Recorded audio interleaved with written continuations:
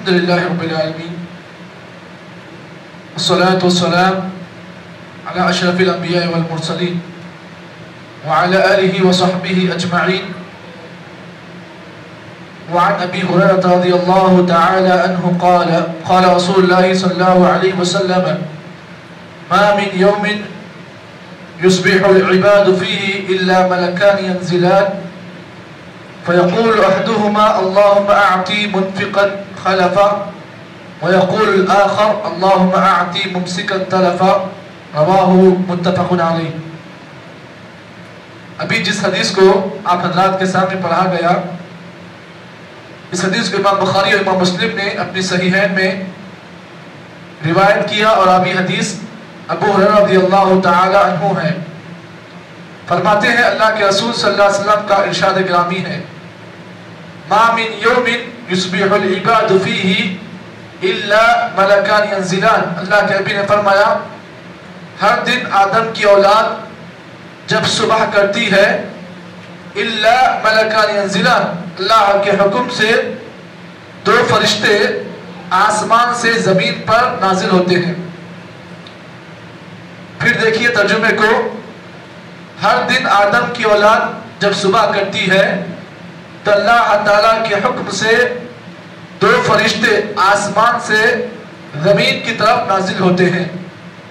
فَيَقُولُ أَحَدُهُمَا، ان میں سے ایک فرشتہ خوشخبری دیتا ہے، دعا دیتا ہے اس آدمی کے لیے. وہ دعا دیتا ہے: اللہم اعطی منفقا خلفا، اے اللہ جو بندہ تیرے راستے میں اپنے مال کو خرچ کرے، منفقا خلفا، اے اللہ تو اس کے مال کو اور اس کی تجارت کو تو باقی رکھ. دعا دیکھیے، دعا پر غور کریں. اللہم اعطی منفقا خلفا، اے اللہ جو بندہ تیری راہ میں اپنی دولت کو خرچ کرے تو اس کی دولت کو اور اس کے کاروبار کو تو باقی رکھ. یہ دعا ایک فرشتہ دیتا ہے. دوسرا فرشتہ یہ بددعائی کلمات ادا کرتا ہے ان لوگوں کے لیے جو اللہ کے راستے میں اپنا مال خرچ نہیں کرتے ہیں.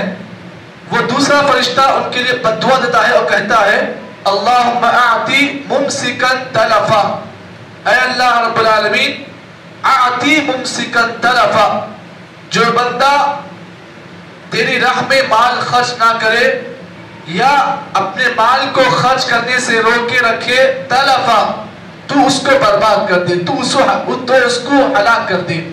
اس حدیث کو امام بخاری اور مسلم نے اپنی صحیحین میں روایت کیا. ترجمہ آپ کے سامنے ہو بہو کیا گیا، لفظ ٹو لفظ جو ترجمہ کیا گیا تاکہ آپ بات سمجھیں. اس حدیث کے تحت شارحین حدیث نے مختلف شروحات بیان کی ہیں.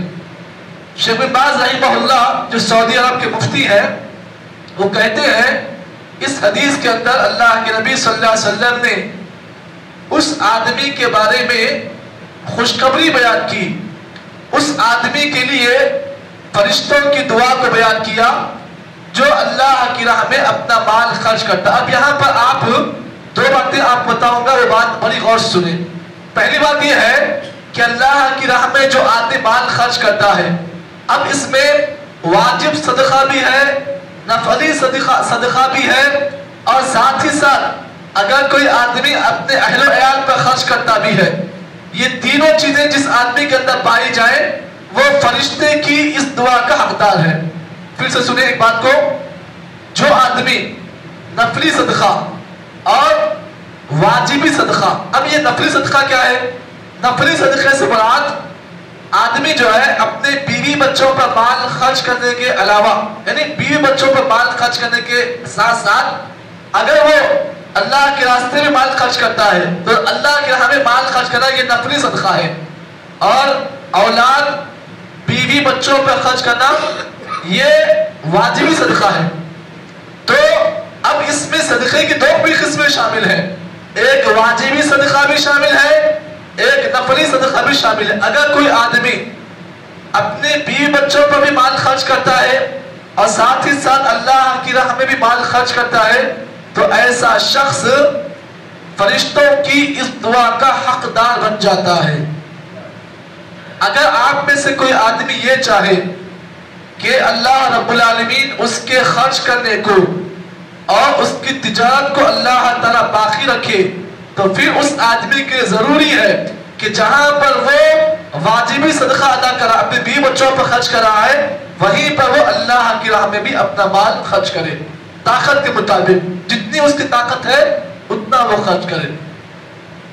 اب یہاں پر اس کے برخلاف اگر کوئی آدمی نہ اللہ کی راہ میں مال خرچ کر رہا ہے، نہ زکوٰۃ دے رہا ہے، نہ صدقات ادا کر رہا ہے، نہ بیوی بچوں پر مال خرچ کر رہا ہے، تو ایسا شخص فرشتوں کی اس بد دعا کا حقدار بن جاتا ہے جس میں فرشتے یہ بد دعا دیتے ہیں۔ کیا بد دعا دیتے ہیں؟ اللہ تعالیٰ جو آدمی مال خرچ نہ کرے تو اس کو ہلاک کر دے۔ ایک تو معنی ہے آدمی کی ہلاکت کی بد دعا، اور دوسرا ہے آدمی کے مال کی ہلاکت کی بد دعا۔ یہ دو بد دعا شامل ہے، آدمی کی ہلاکت بھی شامل ہے اور آدمی کے مال کی ہلاکت بھی شامل ہے۔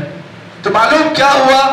اگر آپ یہ چاہتے ہیں کہ آپ ہلاک نہ ہو، برباد نہ ہو، اگر آپ یہ چاہتے ہیں کہ آپ کا کاروبار ہلاک نہ ہو، برباد نہ ہو، ضروری ہے کہ آپ جہاں پر اللہ کی راہ میں مال خرچ نہیں کر رہے ہیں وہیں پر آپ اگر اپنے بیوی بچوں پہ مال خرچ نہیں کرتے ہیں تب بھی آپ اس وعید میں شامل ہیں۔ تو معلوم کیا ہوا؟ اس حدیث سے ایک بڑی اہم بات یہ معلوم ہوئی کہ ہم کو اور آپ کو چاہیے جہاں پر ہم اپنے بیوی بچوں پر مال خرچ کرتے ہیں وہیں پر ہمیں اور آپ کو چاہیے اللہ کی راہ میں بھی ہم اپنا مال خرچ کریں۔ اب یہاں پر خرچ کرنے کی جو صورت ہے وہ الگ ہے۔ ایک آدمی ہے، اگر اس کے پاس اللہ نے دولت دی ہے تو آدمی اپنے دولت کے مطابق اللہ کی راہ میں جتنا خرچ کرنا ہے کرے، لیکن ایک آدمی غریب ہے جس کی تنخواہ ماہانہ 10,000 روپے ہے، اگر 10,000 میں اپنی بیوی بچوں پر خرچ کرے تو بچے گا کیا؟ تو اس صورت میں یہ صورت ہے آدمی کے لیے کہ آدمی ہر دن 1 روپیہ، آپ کا جو غلہ ہوتا ہے نا، بچپن میں جو غلے ہوتے تھے جس کو آپ پیٹی باکس کہتے ہیں، آپ اس میں ہر دن 1 روپیہ ڈالیں، دوسرے دن 1 روپیہ، 2 روپے ہو گئے، پھر تیسرے دن 3 روپیہ، یعنی مہینے میں 30 دن جو ہوتے ہیں آپ ہر دن 1 روپیہ ڈال کر آپ جو ہے مہینے کے 30 روپے جب ہوتے ہیں وہی 30 روپے غریب کو آپ دے دیں۔ ہاں اگر آپ یہ چاہتے ہیں 30 روپے کم ہے تو آپ کیا کریں؟ اس کو ڈائیورٹ کریں 1 سال میں، تو 30 × 10 300 روپے ہو گئے۔ تو آپ کیا کریں؟ سال بھر میں آپ جتنی رقم آپ کے غلے میں جمع ہوتی ہے اس پوری رقم کا آپ جمع کر کر کسی غریب کو آپ دے دیں، یا اس کو کوئی راشن پانی آپ دلا دیں، یا اس کی کوئی ضرورت کو آپ خرچ کر دیں۔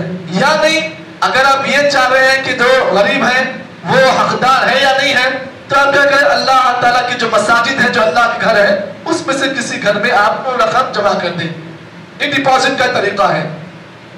اب یہاں پر کوئی آدمی ایسا بھی نہیں کرتا ہے، نہ اللہ کی راہ میں مال خرچ کر رہا ہے، نہ اولاد پر خرچ کر رہا ہے، نہ زکوٰۃ دے رہا ہے، نہ صدقہ دے رہا ہے، تو ایسا آدمی فرشتوں کی اس بد دعا کا حقدار بن جاتا ہے۔ تو ہمیں اور آپ کو چاہیے، اللہ تعالیٰ نے جو مال ہمیں عطا کیا ہے، یہ مال ہم یہ سمجھتے ہیں کہ میری کمال کی کمائی ہے، میں نے محنت کی تو مال مجھے ملا، نہیں، اس میں جہاں پہ آپ کی محنت ہے وہیں پہ اللہ کا فضل بھی ہے۔ تو اللہ تعالیٰ کا یہ فضل ہے جو اللہ نے آپ کو مال دیا ہے، اگر آپ اسی اللہ کا مال خرچ کریں گے تو خرچ کرنے سے مال گھٹتا نہیں بلکہ مال اور اضافہ ہوتا ہے۔ تو اللہ سے دعا کرے کہ اللہ تعالیٰ مجھے اور آپ کو جتنی باتیں اس حدیث کی روشنی بتائی گئی ہیں اللہ صحیح معنی میں ہم کو عمل توفیق عطا فرمائے۔ سبحان اللہ بحمدہ، سبحانک اللہم وبحمدک، نشہد ان لا الہ الا انت، نستغفرک ونتوب الیک۔